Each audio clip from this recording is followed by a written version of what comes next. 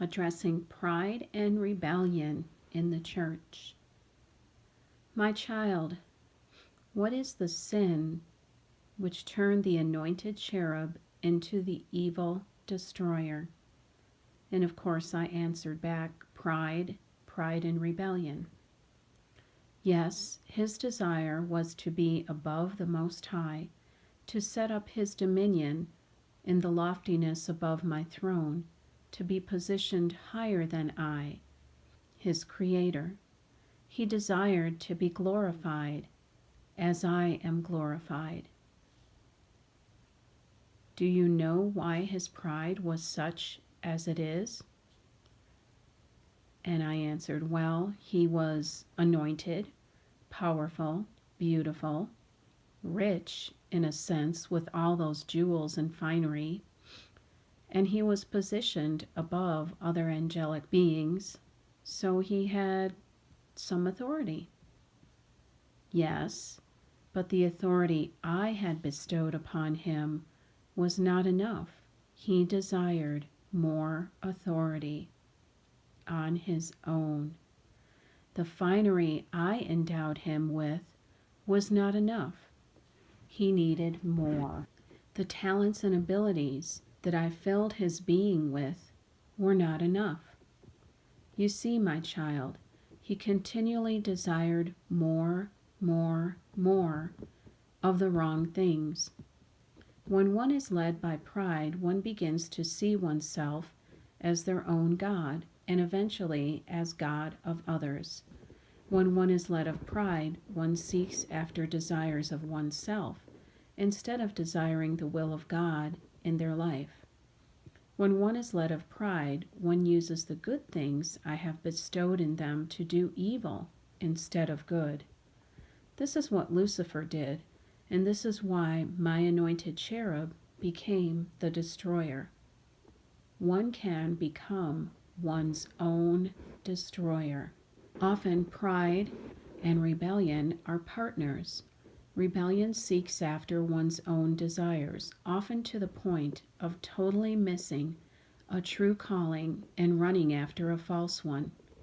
Rebellion turns its ear from the voice of the one true God and to the voice of the inner man, whose rebellious heart is inclined to Satan's desires for them rather than mine. Rebellion seeks after its own way rather than my way.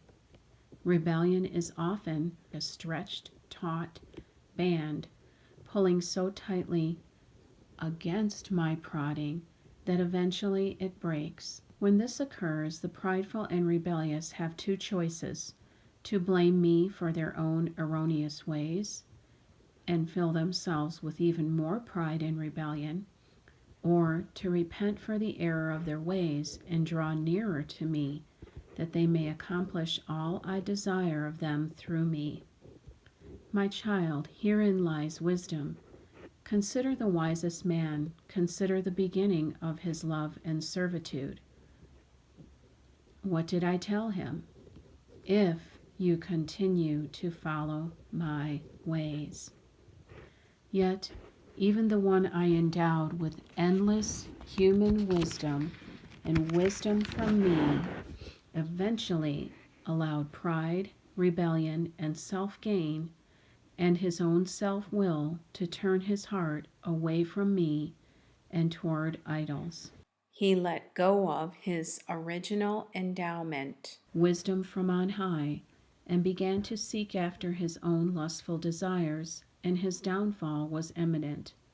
In other words, child, as he grew in power and riches and authority through me, he eventually let go of me to follow his own heart and his own desires and his own will.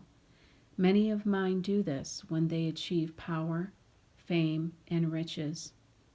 One's heart, flesh, and soul desire must remain linked with my desire for their life, or one will gradually and eventually be pulled away, often into sin and bondage, resulting in falling into Satan's trap rather than continuing on the correct path that I have laid down for them.